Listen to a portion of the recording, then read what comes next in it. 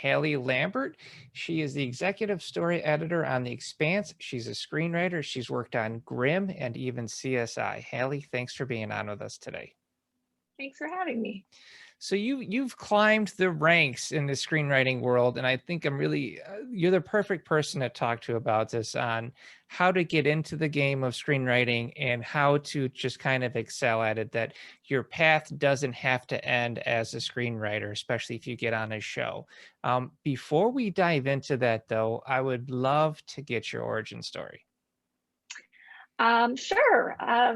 I grew up in a small town out in the middle of nowhere outside Seattle, and loved writing stories and writing from, the moment I could pick up a crayon, I would be drawing little pictures and writing stories and trying to sell them at the farmer's market. And but my parents were more of a get outside and play sort of a family than watch television or movies. And so I didn't view a whole lot growing up. I had my few favorites like X-Files or Okay. Seinfeld or those shows. Yeah. But it was mostly like a get outside and play. So I loved writing and went into journalism thinking that was the career path of getting a job. It never occurred to me that television films had to be written by somebody and that was a job too. So I pursued journalism and had to take a screenwriting class at Chapman University when I transferred there in Southern California here. And it just hit me like a thunderbolt that this was the medium that I was meant to write for. This is what I'd been looking for. So I changed my major from journalism into screenwriting, and that's where I graduated from Chapman in screenwriting, and started doing background work. And while I got out of school looking for a job, I had an internship at a management company and did background work to make some money. And while I was doing background work, I was on CSI, and I was like, I really want to get in the writer's room.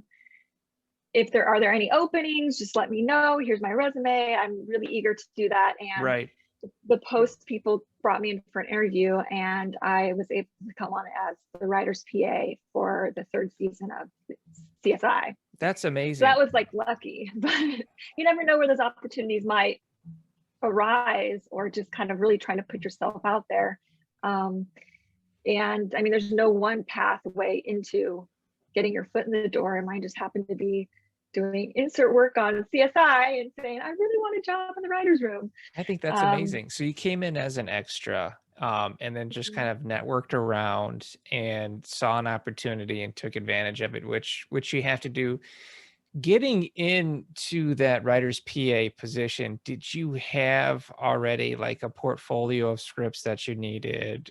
No. No, Okay. I didn't. I mean, people might be looking for that nowadays. This was a long time ago, but I just was very eager and had a good attitude and Right.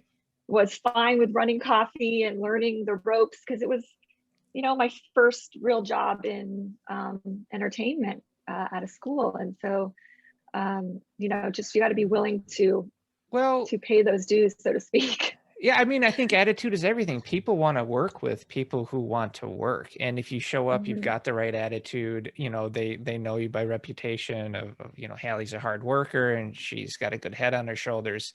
That can be enough. And obviously it's paid off because you've worked your way up the chain. So from CSI, where did we go?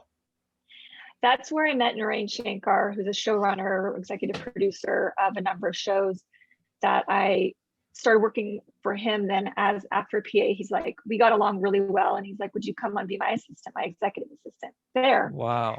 So I moved into that role at CSI and worked with him for about 4 seasons there. Okay. Nice, steady work. Yeah, it was good. And I learned a ton. And he was very open. It's like, I was writing a spec for CSI and wanting to read it.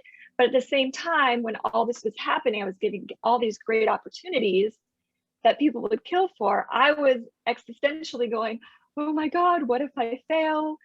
This is all I've ever wanted in writing. I'm going to give up before I even have a chance to fail. So every screenwriter, basically.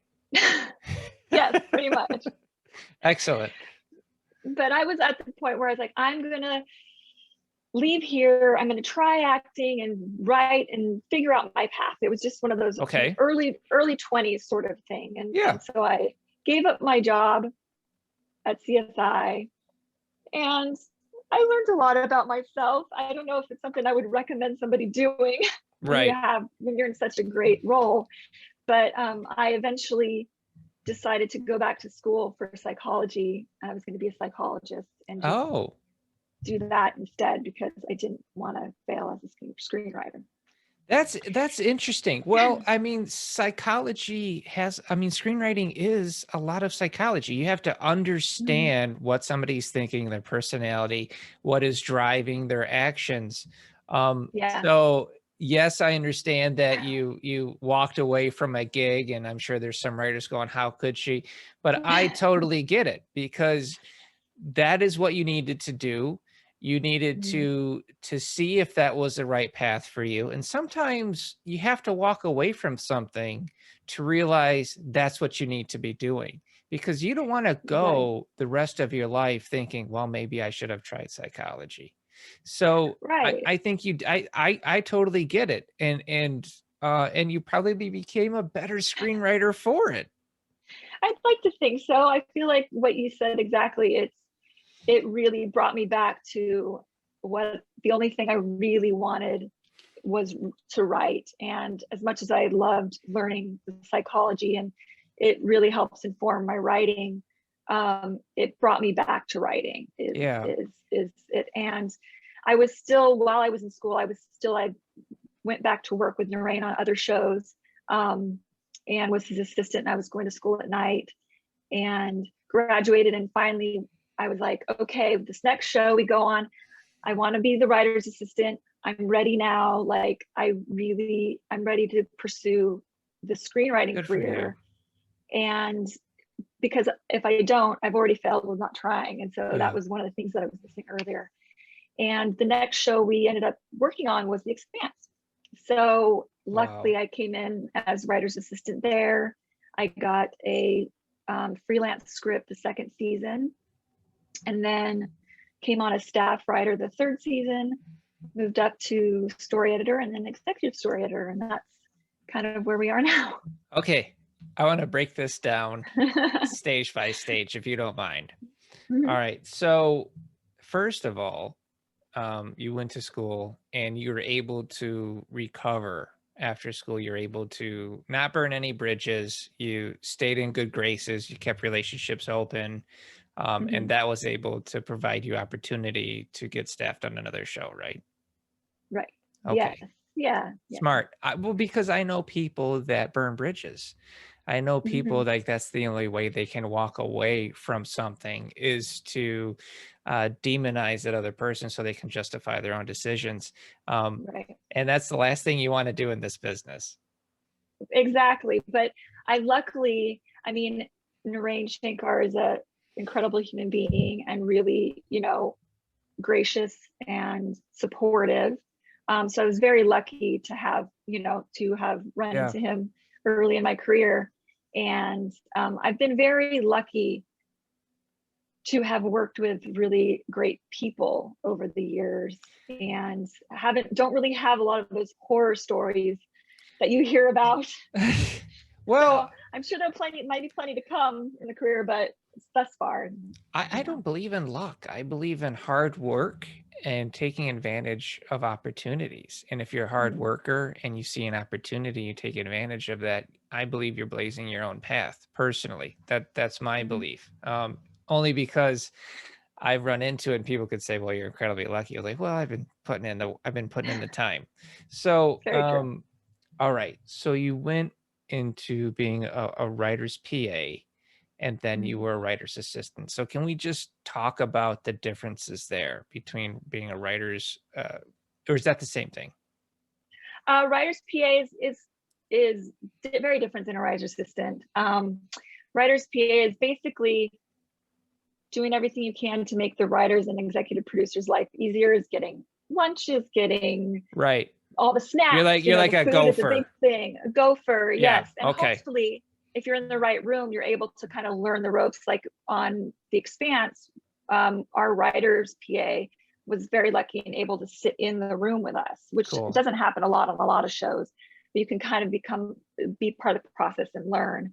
So if you're open to that, like you're able to gain a lot of experience, even though you're doing all the grunt work, basically. Yeah. You know, No, what to it's do. great. I mean, I know people would love to be a gopher, go for this, go for that, and then peek your head into the writer's room, right? I mean, that's 100% what you'd want to do. So you became a writer's assistant. Walk us through that. And then a writer's assistant is, again, trying to make the writers and executive producers' life easier by taking lots of good notes. Maybe you're the person writing on the whiteboard, or putting together, helping to put together written bios on characters, or it's runs the gamut of a bunch of different things. Are they letting you touch the script? Are they letting you touch the script? Are they letting you clean it up? Sometimes some rooms might give you like the outline. They might, let you touch that, or I mean, it really depends on the showrunner. Okay. I've heard of, when I was a writer's assistant, that's when they gave me my first script as a freelance. So sometimes that happens. Well, I want to hear that moment you got your first script. Our room was, we'd go to drinks a lot afterwards. So we'd walk up the street and go to our favorite Gulf Stream, and we'd have our little table there and we'd have drinks, and we were just around. And the showrunner, Noreen, said, so we've decided this episode, the next episode, 209 it was, you're going to write it. And I was like, what? It was like, I almost started, I think, crying. I was like really in shock, a little terrified at the same time, but like excited and terrified. And then when on our walk back, I called my parents and I was like, oh my gosh, I'm writing the next episode. And it was a big deal, incredible moment. Yeah, it's huge. Cool. Very cool. So were you feeling the pressure then of like, I have to write in these characters' voices, I have to make sure that the relationships are consistent with all of the other episodes? Yes, it was super anxiety producing. Really? Of course. Of course you're gonna feel pressure. I mean, even though I know I was with a bunch of people who are very supportive and encouraging, and you have to remember that the showrunner, the people around you want you to succeed. They're not going to give you something and hope that you fail at it. They want you to succeed in writing the script, and hopefully they're supportive in that too. And and the experience you've had in the room should contribute to hopefully being able to write in those voices. And the showrunner usually takes a pass at it at the end too. It's really trying to get the best draft possible for then the showrunner to have to do the littlest amount of work once you turn in your draft. Are you outlining that episode with the showrunner? Is the episode already provided as far as like the beats and everything, the act outs and all of that, and then you get in there and you really kind of roll your sleeves up? Yeah, the writer's room, whether it's 4, 12, how many people it is, usually we'll break out the story and the outline all together, and really pinpoint every little thing. So usually you'll have a very detailed outline. Nice. By the time you go to script. So it's really filling in everything. I like to say that you have all the good bone structure for the script. You just have to fill in all the flesh. Oh, I love that. That's a wonderful analogy. Thank you for that. So I got to ask, how many writers in the writer's room on The Expanse? We had, I think first season, I think it was 12. We had 2 writing teams. I'd have to go back and count, but I think it was like 12. This last season, we only had 5 because it was COVID and all that stuff. So it wasn't a very small room. But was it a room or were they doing it over Zoom? Zoom. It was a Zoom. It was a Zoom room. It was a smaller room. Okay. But it's been pretty consistent over the years as far as the same people. We've had a couple new people come and go, but can I dish with you for a second? Yeah. Okay, so was there a big change on The Expanse between Sci-Fi and Amazon? Was there a big shift there? It didn't feel like a big shift. I mean, Okay. the cancellation and the getting like all that experience, those 2 weeks leading up to getting picked up by Amazon was, that was overwhelming and I a bet. Yeah. big deal. But we had a pretty established show Okay. already that had a great fan base. And I don't think Amazon really wanted to push in and try to change it too much. They were That's what I was really wondering. great partners and advocates for the show. I mean, they had their notes and their input as like any network Okay. would. Yeah. But it was a really great, I think, support system from everything Awesome. I heard and witnessed. Anyway, I'm Yeah. not the showrunner, so he may Right. have different experiences, but everything I saw and witnessed, From your perspective, it was pretty yeah. smooth. So my wife loves the show. I enjoy the show. She loves the books, right? So she's reading the books. She's got, I think there's 7 or 8 books she's reading. Yeah. And then she reads the book. She goes, I just want to let you know season 5 is bang on. So I'm like, oh, that's awesome. So you guys are doing a heck of a job. So Yeah. after writer's assistant, where did we go? So I got that script, and then I got a staff writing position for the next season, which is you're not always guaranteed a script, depending on the room and the showrunner and many things. I was lucky enough to get another script that season, but it's really, it's the entry level job as a writer on a show, and it's just a real learning curve and you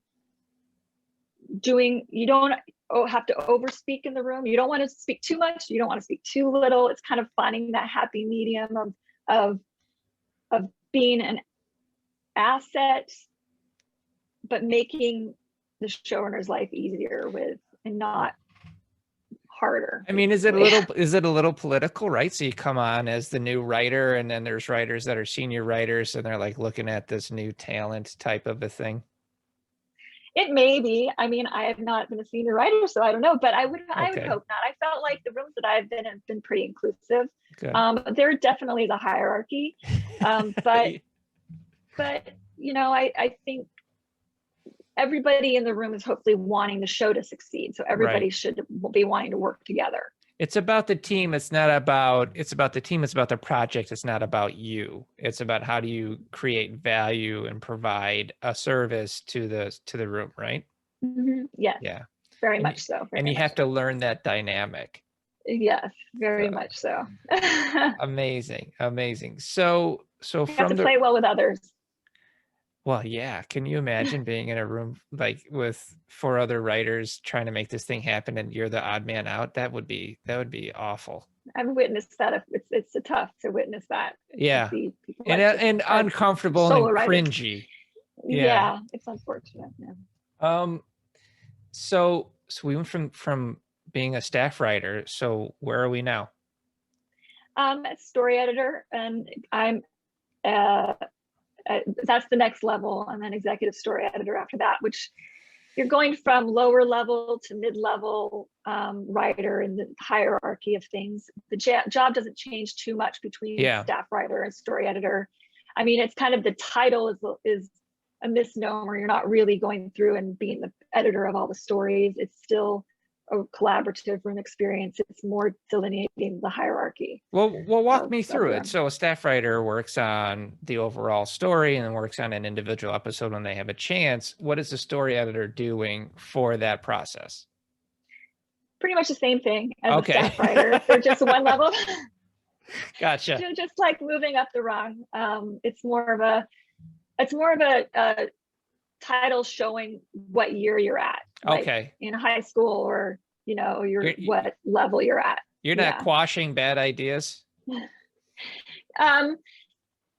can sometimes, I've found that when I was story editor or executive story editor, sometimes I would be the go-between or the encouragement for a new staff writer, because they feel like they can come to you and maybe run ideas by you before saying them out to the showrunner or things like that. So sometimes that happens, which is, so you're not quite the newbie, but you're not up there at the senior level yet. You're like the Obi-Wan. That's awesome. That's awesome. You're like a mentor character. So, I mean, for me, it feels like you're working your way towards your own show eventually. Yeah, I mean, for personally, I would like that. That's what my direction and goal is. You know, not everybody wants to do that. Some people just want to work their way up and be a, you know, a producer or an executive, co-executive producer, Right. and just write. Granted, I feel like I would love to have my own show, but I would love to like co-showrun it with somebody else. I know that job as showrunner is an incredibly tough job. Yeah, it seems like it's overwhelming. And to see one Yeah. person running a show to me is incredible. I've seen a lot of people come together and break up the responsibility and be able Mhm. to handle it and still have a life. Exactly. I'm fine Yeah. with sharing responsibility and having creative collaboration. Yeah. So, Wonderful. All right. So what kind of advice do you have for writers out there listening who are interested in getting into television? And this is why I ask, you know, writers, a lot of screenwriters, the dream is to be, you know, that career writer. And as for writing features, it's very uh peaks and valleys. You have a lot of peaks and valleys as a feature writer. You might option one, you might sell one, then you could have a dry spell for a couple of years. So mhm. it's difficult to quote be a career screenwriter. But in television, it's different. If you can get on a solid show, you make a good reputation, you can then find yourself networking onto multiple shows, which is what I've noticed through your career. So what would you recommend for that new screenwriter looking to get into television? Let me say it still is kind of a feast or famine. Uh, Television writing still is a Good to bit of know. that, especially with the shorter seasons and the smaller rooms, with all the streaming. You know, Right. network shows going 23 episodes. That's not as common anymore, and so there are a lot of still peaks and valleys, unless you are the big name who are just going from show to show, and Right. you have, which is a relatively small, you know, group of people. Yeah. Um, but it's a really hard question because there's no real one way, there's no real one school you have to go to, or Yeah. one way to break in.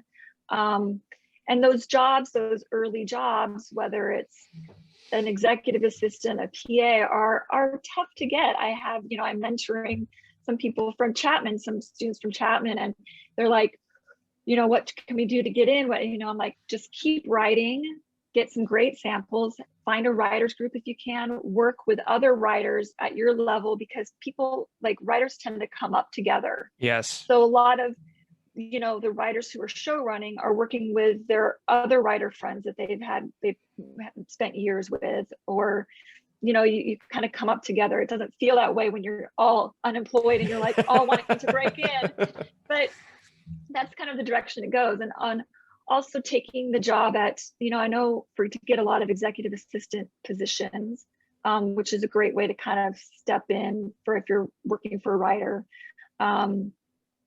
or in development, is start, if you're just out of school, trying to get a job at, you know, an agency or on Okay. a desk there, because a lot of people, showrunners and writers, really want assistants that have that kind of experience of like knowing the players in the business and Yeah. kind of just a general idea. So that was, I mean, the showrunner I worked with and a couple others, they like to have that sort of, you know, on the resume. Oh, it's good to know.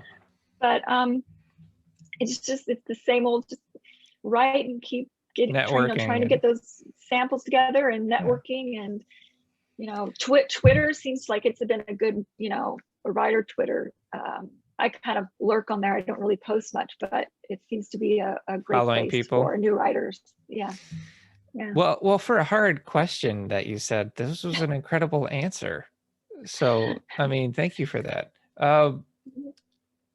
And basically what I'm hearing is, you know, the the rising tide lifts all ships. And if you're, you know, writers are coming up together. And I think that's very true.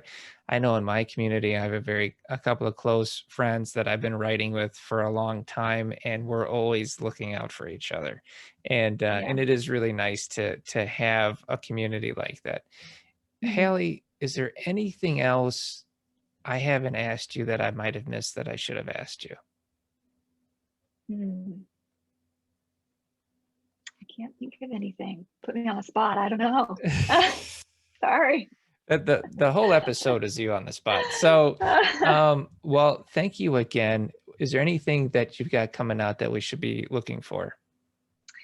I am a free agent as of now. I'm looking for my next, I'm at the famine part and looking for my next show. I have something in development that can't really speak of right now, which has been fun. I'm working on and writing some, this quarantine or, COVID has kind of given me some time to write projects that I've wanted to write for a long time. So that's been fun. Well, it's good that you took advantage of it. But yeah, I was able to. In between, the bouts of like, oh my gosh, the world is ending. I was able to get some of that done, but I'm looking to staff on my next show. So that's where I'm at, just like a lot of people. Well, I have no doubt that will happen shortly. And once you're on there, please feel free to reach out. And of course, I'd be happy to have you on. Thanks for being on the show.